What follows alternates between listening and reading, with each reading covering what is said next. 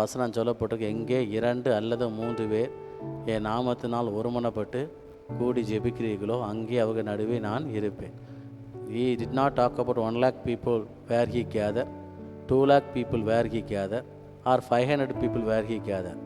He said 2 or 3, 2 அல்லது 3 பேர். ஆண்டவருக்கு தேவை ஒரு பெரிய ஒரு கூட்டம் கிடையாது. சில நபர்கள் உண்மையாய் ஆண்டவரை பின்பற்றுகிறவர்கள் அவருக்கு தேவை. அதில் தான் வசனம் தெளிவாய் சொல்லப்பட்டிருக்குது. அழைக்கப்பட்டவர்களோ அநேகர், தேர்ந்தெடுக்கப்பட்டவர்களோ சிலர். சிலர் ரொம்ப முக்கியம். சில அப்படின்னு சொல்லுவது ரொம்ப ரொம்ப முக்கியமான ஒன்று. நிறைய கூட்டத்தை கண்டு ஆண்டவர் பெரிய எழுப்புதல் வரும்னு சொல்லலை. சிலரை வச்சு நான் சில காரியங்களை நான் செய்ய இருக்கிறேன். ஈவன் திறப்பில் நிற்பதற்கு நான் தேடுகிறேன். யாரை காணும்? எத்தனை பேரை தேடினார் திறப்பில் நிற்பதற்கு? ஓகே, இன்டர்சீட் அப்படின்னு ஆண்டு எத்தனை பேரை தேடினார்? ஒரு 500 பேர், 1000 பேர். உலகம் பெருசு, அதனால் 2000 பேரை தேடினேன் அப்படி சொல்லலை. எத்தனை பேரை தேடினாராம்? ஒருத்தனை தேடினேன். திறப்பில் நிற்கக்கூடிய ஒரு நபரை தேடினேன். அந்த ஒருத்தனையும் பைபிளில் சொல்லுவாங்க, அந்த ஒருத்தனையும் காணினேன். ஆண்டோடைய மேக்ஸை நம்மளால் கண்டுபிடிக்க முடியும். He was searching a man. யாரையோ ஒரு சிலர் தான் அங்கே எங்கேயும் ஆண்டவர் பிக்கப் பண்ணி we are here to fulfil the purpose of God. யார் ஆண்டவருடைய நோக்கத்துக்கு ஒத்து போகிறாங்களோ அந்த 1-2 பேரை மட்டும்தான் ஆண்டவர் தேர்ந்தெடுத்தார். யோவானின் சுவிசேஷ புஸ்தகம் 6 அதிகாரம், யோவானின் நற்செய்தி நூல் 6 அதிகாரம், Gospel of John chapter 6 verse 60. 6 அதிகாரம் 60வது வசனம். அவரின் சீஷரில் அநேகர் இவைகளை கேட்டபோது, இது கடினமான உபதேசம், யார் இதை கேட்பார்கள் என்றார்கள். 66. அது முதல் அவருடைய சீஷரில் அநேகர் அவருடனே கூட நடவாமல் பின்வாங்கி போனார்கள். 67. அப்பொழுது இயேசு 12 நோக்கி, நீங்களும் போய்விட மனதாயிருக்கிறீர்களோ என்றார்.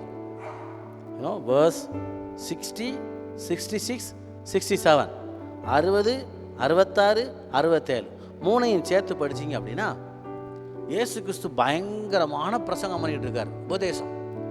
இதில் பாதி பேருக்கு என்ன பிடிக்கல? இயேசு கிறிஸ்துனுடைய உபதேசம், இயேசு கிறிஸ்து நேரடியாக பேசின உபதேசமே நிறைய பேருக்கு என்ன செய்யலையாம்? பிடிக்கலையாம். இப்போ நம்ம சொல்கிற உபதேசம் எங்கே பிடிக்க போகுது? இயேசு கிறிஸ்து பேசின உபதேசமே நிறைய பேருக்கு பிடிக்கல. அதில் பாதி பேர் கிடையாது, எல்லாரும் போயிட்டாங்க. என்ன சொல்லி போனாங்களாம்? இந்த உபதேசம் எப்படி இருக்குதான்? இது கடினமான உபதேசம், யார் இதை பின்பற்றுவார்கள்? Even Jesus spoke. They did not accept the doctrine of the Jesus. இயேசு கிறிஸ்து நேரடியாக பேசின உபதேசமே, ஐயா இவர் பேசுகிற உபதேசம் சரி கிடையாதுயா அப்படின்னு முக்காவாசி பேர் போயிட்டாங்க. இயேசு கிறிஸ்துக்கு ஒரு டவுட்டு, இந்த 12 பேரும் மாறி மாறி அவருடைய ஆஃபீஸில் 12 பேர் தான் இருக்காங்க, நம்ம ஆஃபீஸ் மாதிரி. இவங்களையும் யாராவது ஒருத்தர் கோல்மால் பண்ணி என்ன செஞ்சிருவாங்களோ, இவங்களுக்கும் மனசு இல்லையோ அப்படின்னு கேட்குறக்காக இயேசு அந்த 12 பேரை தேர்ந்தெடுத்து அவங்ககிட்டையும் கேட்குறாரு, எப்பா நீங்களும் போகிறதுக்கு சொல்லுங்க, நீங்களும் போகிறதுக்கு மனதாக இருக்கிறீர்களா? ஏன்னா நீங்கள் போகிறதா சொல்லிட்டு என்ன செய்யுங்க, போங்க. ஏற்கனவே இருந்த கூட்டத்தில் அவ்வளோ பேரும் போயிட்டாங்க, இருக்கிறது 12. There are only 12. Are you want to go? நீங்களும் போக மனசாக இருக்கிறீங்களா அப்படின்னு கேட்குறாரு. இந்த வசனத்தை வாசிக்கும்போது 2 அர்த்தம் புரிஞ்சு. இயேசு பேசியது ஒரே வாயிலிருந்து தான் பேசினார். ஆனால் சிலவங்களுக்கு அந்த உபதேசம் எப்படி இருந்துச்சான்? ரொம்ப கடினமாகும். சிலவங்களுக்கு எப்படி இருந்துச்சான்? வசனத்தை வாசித்த பார்த்து தெரியும். 68வது வசனம். ஆண்டவரே யாரிடத்தில் போவோம்? நித்திய ஜீவ வசனங்கள் உம்மிடத்தில் உண்டே. அவர் ஒரு ஆள் தான் பேசுறாரு, இயேசு கிறிஸ்து. அவர் பேசியது ஒரு வாயிலிருந்து. ஆனா அதுல ஒரு குரூப்புக்கு எப்படி இருக்குது? இங்க கவனிங்க, ஒரு குரூப்புக்கு எப்படி இருக்குது? இது எப்படி இருக்குது? பேசுனது ஒரே உபதேசம், ஆனா அதுல பாதி குரூப்புக்கு எப்படி இருக்குதுன்னா இது எப்படி இருக்குது? கடினமான உபதேசம். மிச்சம் இருக்கிற குரூப்புக்கு எப்படி இருக்குதா? நித்திய ஜீவ வசனங்கள் உம்மிடத்தில் உண்டே. நல்லா புரிஞ்சுக்கணும். அந்த சிலரை மட்டும்தான் ஆண்டவர் கேட்கிறார். யாரு இந்த உபதேசம் அது சரியில்லை இது சரியில்லை அவங்களெல்லாம் ஆண்டவர் பார்க்காம அவங்க போனா போயிட்டு போறாங்கப்பா.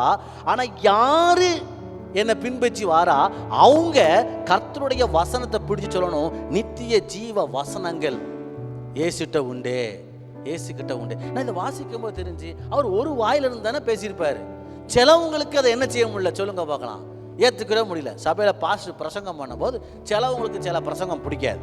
ஏன்னா அந்த வசனம் எப்படி இருக்குமா, அவங்கள என்ன செஞ்சிடும் சொல்லுங்க, என்ன செஞ்சிருப்பாங்க. பாஸ்டர் எனக்குன்னே இன்னைக்கு என்ன செஞ்சாரு, வெடி வச்ச மாதிரி இருந்துச்சு, அப்படியே குத்துன மாதிரி இருந்துச்சு. நல்லது தானே. பேதுரு பிரசங்கம் பண்ணும்போது எல்லாரும் சூப்பர் பிரசங்கம் சொல்லலை, என்னதான் குத்துண்டவர்களாய் அந்த வசனம் குத்துச்சுன்னா சூப்பர்.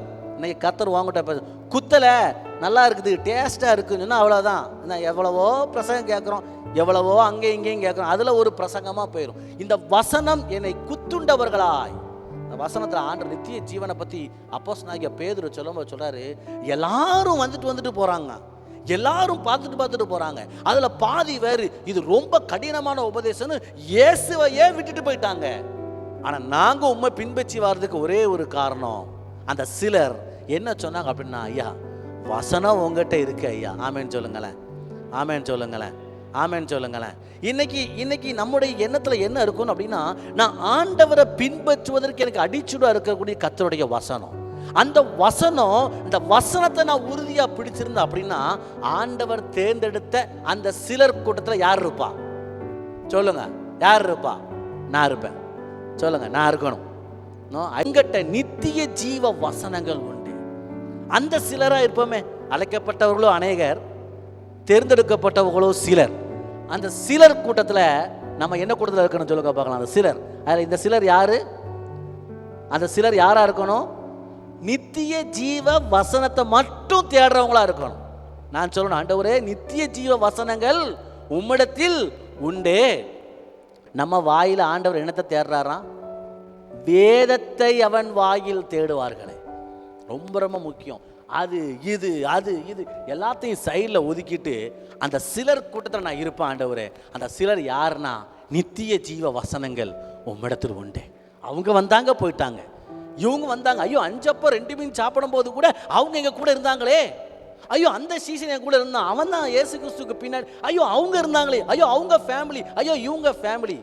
இவங்கெல்லாம் இயேசு பார்க்காம யாரை பக்கத்தில் வச்சிருந்தாருன்னா, வசனம் தெளிவாக சொல்லப்பட்டிருக்கு, எதிர் மூலியமாக வந்த வார்த்தை நித்திய ஜீவ வசனங்கள் உம்மிடத்தில் உண்டு. ஆனாலும் இயேசு கிறிஸ்து அங்கே சொல்றாரு என்னன்னா, அதுலயும் ஒருத்தன் எப்படி இருக்கான்? தேர்ந்தெடுக்கப்பட்டது 12, அந்த 12லயும் 1 எப்படி இருக்கான்? 70வது வசனத்தில் எப்படி இருக்கு சொல்லுங்க. இல்லையா? உங்களுக்குள்ளும் ஒருவன் எப்படி இருக்கிறான்? அட பாவிகளா, 12 பேரும் நித்திய ஜீவ வசனங்கள் உம்மிடத்தில் உண்டே அப்படின்னு அந்த குரூப்ல ஆண்டவர் தேர்ந்தெடுத்தாலும் இயேசு கிறிஸ்து அந்த 12 பேரை பார்த்து சொல்றாரு, அதுல ஒருத்தன் எப்படி இருக்கானா? சரியில்லைன்னு சொல்லல, அவன் யாரா இருக்கான்னு சொல்லிட்டாரு, இவன் பிசாசா இருக்கிறான் அப்படின்ட்டார். இந்த வசனத்தை பார்க்கும்போது எப்படி இருக்கும் கொஞ்சம் யோசித்து பாரு. அந்த 12 பேர் கொடுத்தா நான் இருக்கிறேன். ஆண்டவர் என்ன பார்த்து சொல்றாரு, ஏய் நான் உன்னை தேர்ந்தெடுக்கிறேன், ஆனாலும் ஒருத்தன் இருக்கிறான்பா, அவன் எப்படி இருக்கிறானா? பிசாசா இருக்கிறான். ஆண்டவர்கிட்ட பேதுரு மாதிரி சொல்லணும், ஆண்டவரை நான் உம்மை விட்டு போக மாட்டேன், நித்திய ஜீவ வசனங்கள் உம்மிடத்தில் உண்டே. நான் ஆண்டவரை பிடிச்சிருக்கிறது, ஆண்டுடைய வசனத்தை பிடிச்சிருக்கேன்னு அர்த்தம். நான் வசனத்தை பிடிச்சிருக்கிறேன், நித்திய ஜீவ வசனங்களை பிடிச்சிருக்கிறேன்.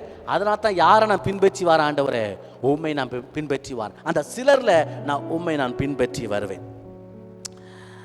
என்னாகமத்தின் புஸ்தகம் 13 அதிகாரம் 14வது வசனத்தை எடுத்து வாசித்தா, என்னாகம தொடக்கத்தில் சொல்லப்பட்டிருக்கு. என்னாகம 1 அதிகாரம் 46வது வசனத்தை எடுத்து வாசித்து பாருங்க. யாராவது ஒரு நபர் என்னாகமோ 1 அதிகாரம் 46வது வசனம். 6,35,550 பேராய் இருந்தார்கள். யாரு? எகிப்திலிருந்து ஜனங்களை வெளியே கொண்டு வந்து ஆண்டவர் என்ன சொல்றாரு? கோத்திரம் கோத்திரமா, ஒவ்வொரு கோத்திரமா என்றாங்க. இவ்வளவு பேர் எங்க போகணும்னு வராங்க? எங்க போகணும்னு ஆண்டவர் கூட்டு வராரு? கானானுக்கு போகணும்னு. கானா என்னாகமோ, இப்ப வாங்க என்னாகமோ 13 அதிகாரத்தினுடைய 14வது அதிகாரத்தினுடைய 30வது வசனத்தை வாசித்து பாருங்க. 14:30. எப்புனேயின் குமாரன் காலேப்பும் நூனின் குமாரன் யோசுவாவும் தவிர மற்றவர்களாகிய நீங்கள் நான் உங்களை குடியேற்றுவேன் என்று ஆணையிட்டு கொடுத்த தேசத்தில் வெளியே கொண்டு வந்தது 6,3550 பேர். அதில் எத்தனை பேரை மட்டும் நான் கானான்னு கூட்டு போவேன் ஆண்டவர் சொல்றாரு? சிலர். நான் சொல்லி வரேன், சிலர். எத்தனை பேர்? இந்த 2 பேர். மோசையும் கூட போல. இந்த 2 பேர். இந்த 2 பேரை கூட்டு போறதுக்கு அங்கிருந்து வெளியே கொண்டு வந்த சந்ததியில 6,3500 பேர் எகிப்திலிருந்து வெளியே வந்ததுல ஆண்டவர் அந்த கூட்டத்தை தேர்ந்தெடுத்து எத்தனை பேர் சொல்லி முடிங்க? 2 பேர் தான். 2 பேர். இந்த வசனத்தை தியானிக்கும் போது என்ன ஆண்டவரே, எதுக்கு இந்த காமெடி பண்ணணும்? பெசாட்டி அவங்க பாட்டு எகிப்தில் அவங்க பாட்டுக்கு பழுகி பெருகி சந்ததியை பெருக்கி ஏதோ ஒரு அடிமையாக இருந்து சாப்பிட்டு போட்டு விட்டுருக்க வேண்டியதானே. திரும்பவும் இந்த வசனம் ஞாபகம் வருது. அழைக்கப்பட்டவர்களோ அநேகர், தேர்ந்தெடுக்கப்பட்டவர்களோ சிலர். அந்த சிலர் கூட்டத்தில் ஆண்டவர் யாரை வைக்காருன்னா காலேப்பையும் யோசுவாவையும் ஆண்டவர் வைக்கிறத பாருங்க. ஏன் அவங்கள வைக்கிறாங்க? வசனம் தெளிவாய் சொல்லப்பட்டிருக்குது. He is a positive thinker. காலேப்பும் யோசுவாவும் எப்பவும் அவங்க சிந்தனை எப்படி இருந்துச்சுன்னா நேர்மறையாவே இருந்துச்சு. ஒரு நாளும் எதிர்மறையா சிந்திக்கல. ஆனா நம்மளை பொறுத்த வரைக்கும் எப்பவுமே எப்படிதான் சிந்திப்போம் சொல்லுங்க பார்க்கலாம்? எதிர்மறையா தான் சிந்திப்போம். காலேப்பும் யோசுவா எல்லாரும் போன அத்தனை பேரும் விரோதமாய் பேசின போதும் இந்த காலேப்பு யோசுவா மட்டும் சொல்றாங்க, கர்த்தர் நம்மேல் பிரியமாய் இருந்தால். வசனம் 8வது வசனத்தில் இருக்கு, 14:8. கர்த்தர் நம்மேல் பிரியமாய் இருந்தால் அந்த தேசத்தை நமக்கு என்ன செய்வாராம்? கண்டிப்பாய் தருவார். The verse clearly says in verse 8, 14 verse 8, கர்த்தர் நம்மேல பிரியமாய் இருந்தா கர்த்தர் நமக்கு அதை தருவார். 9வது வசனத்துல தெளிவாய் சொல்லப்பட்டிருக்குது, அவர்களை காத்த நிழல் அவர்களை விட்டு விலகி போயிடுச்சு. The positive thinkers always saying that yes, it will be given to us. இது எங்களுக்கு கிடைக்கும், இத ஆண்டவர் எங்களுக்கு தருவார். அவங்க யோசுவாவும் காலேப்பும் சொல்றாங்க, எப்பா அந்த தேசத்தை கர்த்தர் நமக்கு தருவார். தேர்ந்தெடுக்க கூட்டத்தில் 6,3550 நபர்கள் ஆண்டவர் எகிப்திலிருந்து கூட்டு வந்தாலும் கர்த்தர் நம்ம மேல பிரியமா இருக்காருன்னு பாசிட்டிவா பேசுனது எத்தனை பேர் சொல்லுங்க? 2 பேர். அதனால தான் ஆண்டவர் சொல்றாரு, எப்பா எவ்வளவு கஷ்டம் பாட நீ பார்த்த பிந்தியும், ராட்சதர்களை பார்த்த பிந்தியும், பிரச்சனைகளை பார்த்த பிந்தியும், உன் கண்ணு முன்னாடியும் உன் சிந்தனை முன்னாடியும் சிந்தனை எப்படி இருக்குன்னா கர்த்தர் நம்ம மேல பிரியமா இருந்தா கர்த்தர் நமக்கு அந்த தேசத்தை தருவார். I need these people only. எனக்கு இப்படிப்பட்ட நபர்கள் தான் எனக்கு தேவை. கானானுக்குள்ள போகும்பொழுது 10 தடவை சோதனைகள்ல பரீட்சை பார்த்த நபர்கள் உள்ள வர வேண்டாம். அதான் ஆண்டவர் சொல்றார், 10 முறை நீங்கள் சோதித்தீர்கள். அது நீங்க கொரிந்தியர் எடுத்து வாசித்து பார்த்தா தெரியும். 1 கொரிந்தியர் 10 அதிகாரம் 5வது வசனத்துல 1 கொரிந்தியர் 10 அதிகாரம் 5வது வசனத்தை எடுத்து பார்த்தா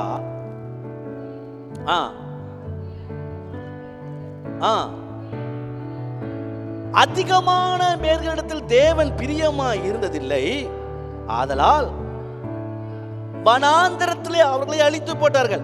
ஏன் வனாந்தரத்தை அழித்து போட்டார்? 6வது வசனம் சொல்லப்படுது, இச்சை நிறைந்தவர்கள். 7வது வசனம் சொல்லப்பட்டிருக்கு விக்கிரயாராதனக்காரர்கள். 8வது வசனம் சொல்லப்பட்டிருக்கு வேசித்தனம் பண்ணினார்கள். 9வது வசனம் சொல்லப்பட்டிருக்கு பரீட்சை பார்த்தார்கள். 10வது வசனம் சொல்லப்பட்டிருக்கு முறுமுறுத்தார்கள். இப்படி ஆண்டவர் ஒவ்வொருக்கும் எக்ஸாம் வச்சு Tamil fail, English fail, maths fail, இப்படி ஒவ்வொன்றா கட் பண்ணி கடைசியில் எத்தனை வந்து நிற்குதுன்னா 2 நபர்கள். கர்த்தர் நம்ம மேல பிரியமா இருந்தா கர்த்தர் நமக்கு அதை தருவார். இங்க இருக்கிற சில நபர்கள் நம்ம ஜெபிக்கிறதுக்கு முன்னாடி என்ன விசுவாசம் வேணும் அப்படின்னா சொல்லுங்க, ஆண்டவர் நமக்கு தருவார். 10 வருஷம் போச்சா பரவாயில்ல, தருவார். 5 வருஷம் பரவாயில்ல, தருவார். ஆண்டவர் தருவார், ஆண்டவர் செய்வார். முறுமுறுக்கிறவர்கள், இச்சிக்கிறவர்கள், பரியாசம் பண்ணுகிறவர்கள், கேலி கூத்தாடுகிறவர்கள், இருமாப்பாய் பேசுகிறவர்கள், அசால்ட்டா இருக்கிறவங்க எல்லாரையும் கூட்டத்தோட கூட்டம் ஆண்டவர் தள்ளி வச்சுட்டு, எனக்கு இவன் தேவை, எனக்கு இவன் தேவை. ஒன்னே ஒன்று மனசுல இருக்குது, 1000 பேர் இப்படி போனாலும் இந்த ஒருத்தன் என்னை பின்பற்றி சொல்லக்கூடிய ஒரு நபர், கர்த்தர் நமக்கு அதை தருவான். ஆமேன்னு சொல்லுங்களேன். நம்ம இந்த ஜெபத்தில் உட்கார்ந்துருக்கிற நபர் ஒவ்வொரு ப்ரேயர் ரிக்வெஸ்ட்டும் கொடுக்கறதுக்கு முன்னாடி நம்ம மனப்பூர்வமாக சொல்லணும், ஆண்டவர் இதை செய்வார். நம்ம குடும்பமாக இருக்கட்டும், நம்முடைய வீட்டில் உள்ள காரியங்களாக இருக்கட்டும், சுகம் இல்லை, அந்த பிரச்சனை, இந்த பிரச்சனை, வியாதி, தேவைகள் சொல்லணும், கர்த்தர் எனக்கு தருவார், ஆண்டவர் எனக்கு தருவார். யோசுவாவும் காலேபும், ஆண்டவர் அங்களை பார்த்து சொல்றாரு, அவன் உத்தமன். இவங்க 2 பேர் மட்டும் தான் வருவாங்க. நிறைய பேர்ல ஆண்டவர் பிரியமா இல்லை. ஆண்டவர் என் மேல பிரியமா இருக்கணுங்க. கொரிந்தில சொன்னது போல, கர்த்தர் அநேக பேரில் பிரியமாயிருக்கவில்லை. அதே மாதிரி நியாயாதிபதி புஸ்தகம் 7ஆம் அதிகாரத்துல கிதியோன் அப்ளிகேஷன் போடுறாரு. எப்பா நல்ல ஒரு வேலை கிடைக்குப்பா, தைரியமானவங்க வரணும் இந்த வேலைக்கு. வேலையுடைய குவாலிஃபிகேஷன் என்ன? வேலைக்கு குவாலிஃபிகேஷன் என்ன? யாருக்கு தைரியம் இருக்கோ அவங்க தான் வரணும். குவாலிஃபிகேஷன் +2 பாஸ், 9th 10th அப்படிலாம் சொல்ல. வாரவங்களுக்கு என்ன வேணும்? தைரியமானவங்க என் பின்னாடி வரணும். அப்ளிகேஷன் ஒவ்வொருத்தராக போடுறாங்க. எங்கே வாரதுக்கு? நாங்கள் தைரியமாக இருக்கோம். வசனம் தெளிவாக சொல்லப்பட்டிருக்கு. 32,000 பேர் அப்ளிகேஷன் போட்டிருக்காங்க. எத்தனை பேர் அப்ளிகேஷன் போட்டிருக்காங்க? 32,000 பேர். கிதியோன் கூட ஆர்மி வேலை பார்க்கறதுக்கு 32,000 பேர் அப்ளிகேஷன் போட்டிருக்காங்க. ஆனால் அவங்க வச்ச டெஸ்ட் எல்லாம் அவங்க பார்த்தா வாட்டம் சாட்டம் எல்லாமே இருக்கிறாங்க. ஆனால் ஆண்டவர் வைக்க டெஸ்ட் எப்படின்னா, எவன் நக்கி குடிப்பான், எவன் கையால் அள்ளி குடிப்பான் தண்ணி. இதுதான் அவங்க டெஸ்ட். ஆண்டவருடைய டெஸ்ட் எப்படி இருக்குது? Army test. யார் நக்கி குடிக்கிறா, யார் தண்ணியை கையால் கோரி குடிக்கிறா. நம்மளாம் எப்படி குடிப்போம்? கொஞ்சம் டீசெண்டானவங்க என்ன செய்வாங்க சொல்லுங்க பார்க்கலாம். சொல்லுங்க. கையால் அள்ளி குடிப்பாங்க. இன்டீசெண்டானவங்க என்ன செய்வாங்க சொல்லுங்க? குப்பரை விழுந்து தண்ணி கிடச்சிருக்கு, எனக்கு மட்டும் தான் வாரி வைக்கி நாய் குடிக்கிற மாதிரி குடிச்சிருப்பாங்க. ஆண்டோடைய செலெக்ஷன் அப்படி தான் இருக்குது. பாருங்க, எத்தனை பேர் ஆண்டர் தேர்ந்தாரு? 32,000 பேர் application போட்டதுல he has selected only 300 people. 32,000 பேர் அப்ளிகேஷன் போட்டிருக்காங்க. கிடியோன் கூட நாங்க வரோம். ஆண்டவர், எப்பா இவனை நம்பி நம்ம ஊழியத்துக்கு போனோம், நீனும் போயிடுவோம், உன் குடும்பமும் போயிடும். நான் தேர்ந்தெடுத்து தரேன். Don't trust these 32,000 people, okay? Don't trust these 32,000 people. I am going to have an interview. You may select 32,000 people, they may come with you. No, it is not possible. I will select few people for you. சிலர், தைரியமான சிலர். 32,000 பேர்ல 300 பேரை மட்டும் ஆண்டவர் தேர்ந்தெடுத்து அனுப்புறாங்க. அவங்க வெறும் பானையை உடைச்சே ஜெயிச்சிட்டாங்க. ஆமேன்னு சொல்லுங்க. அவங்க ஈட்டியையோ கம்பையோ அருவாயோ தூக்கிட்டு போல இனத்தை உடைச்சு ஜெயிச்சாங்க. சொல்லுங்க. பானை இருக்குல்ல, பானை, ஆளுக்கு கையில் ஒரு பானையை பிடிச்சி டம்னு பானையை அடிச்சே இணைஞ்சிட்டாங்க. எதிரியா பயங்க அடித்தாங்க. தைரியமானவங்க கையில் ஆயுதமும் கத்தியும் அருவாலும் கிடையாது, வெறும் பானை. ஆனால் யுத்தம் கர்த்தருடையது, ஜெயம் கர்த்தருடையது. அந்த கூட்டத்தில் நான் இருக்கணும் ஆண்டவரே. 32,000 கிடையாது, அந்த 300 பேர். நான் இன்டீசெண்டாக இருந்துட்டு போகிறேன், டீசெண்ட் இல்லாமல் இருந்துட்டு போகிறேன். ஆனால் அந்த 300 பேரில் என்ன வைங்க ஆண்டவரே, நான் தைரியமானவனா கர்த்தருடைய ஊழியத்தை செய்வேன். ஈவன் சாமுவேல் தேர்ந்தெடுக்கும் போது தாவீதினுடைய சகோதரர்கள் 7 பேரை தேர்ந்தெடுக்கிறது வாட்டமும் சாட்டமும் எஜுகேஷனும் குவாலிஃபிகேஷனையும் பார்த்தான். ஆனால் ஆண்டவர் தேர்ந்தெடுத்தது எங்கேயோ ஒருத்தன் ஆடு மேய்ச்சிக்கிட்டு இருக்கான்ப்பா. ஆண்டோடைய கண்களில் தென்பட்டுச்சு பாருங்களேன். அவருடைய குவாலிஃபிகேஷன் என்ன தெரியுமா? தைரியமானவன். அவன் அங்கே உட்கார்ந்துட்டு இருக்கான் ஆடை மேய்ச்சிக்கிட்டு. அவனை தேர்ந்தெடுக்கும் போது அவன் என்ன சொல்றா தெரியுமா? எங்க அப்பா இவ்வளோ படிக்க வச்சாரு, எங்க அம்மா இப்படிலாம் எனக்கு போன்விட்டா பூஸ்ட் கொடுத்தியன் சார், அப்படி சொல்லலை. அவன் தைரியத்தை வெளிக்காட்டான். ஒரு விசை சிங்கமும் ஒரு விசை கரடியும் வந்துச்சு, நான் தாடையை கிழிச்சு பல்ல உடைச்சேன். அப்படிப்பட்ட சிங்கத்தின் தாடையை கிழிக்கிறதுக்கு பலன் கொடுத்த ஆண்டவர் இந்த கோலியாத்தாகிய ஒன்னையும் கொல்றதற்கான அதிகாரத்தை எனக்கு தர தைரியமானவர்கள் சிலர். பிரியமானவர்களை, இன்னைக்கு ஆண்டவர் நம்ம கூட பேசின வார்த்தை நித்திய ஜீவ வசனங்கள். என்ன அந்த சிலர் கூட்டத்தில் என்னை கொண்டு வந்து நிறுத்தும். நிறைய பேர் அல்ல, நித்திய ஜீவ வசனத்தை நம்ம பிடிச்சிருந்தோன்னா கர்த்தர் நம்மளை அவருடைய சேனைக்குள்ளாய் நம்மளை வைக்கிற தேவன். அநேக 6 லட்சம் புருஷர்கள் இருந்தாங்க. அந்த 2 நபர்கள் நேர்மறையாய் சிந்தித்த விசுவாசத்தில் ஆண்டவருக்கு பின்னாய் கர்த்தர் நம்மேல் பிரியமாயிருந்தார் என்று சொன்ன நபர்களை போல அந்த ஒரு சிலர் கூட்டத்தில் நான் இருக்கேன். ஆண்டவர் கிடியோனை போல நிறையா ஏறத்தாழ 32,000 அல்ல ஆண்டவரே, அந்த 300 பேர் கூட்டத்தில் தைரியமாக ஃபேஸ் பண்ணக்கூடிய பிரச்சனைகளை தைரியமாக ஃபேஸ் பண்ணக்கூடிய நபர்களில் ஒருத்தராக நான் இருக்கணும் ஆண்டவரே. 1000 பேர் 1000 சொல்லலாம், நான் தைரியமாக ஃபேஸ் பண்ணத்தக்கதான பலனை தாங்க ஆண்டவர். நம்ம எல்லாம் ஜெபம் பண்ணோம் அவருடைய சமூகத்தில். Shall we all pray? நம்ம எல்லாரும் ஜெபம் பண்ண போகிறோம்.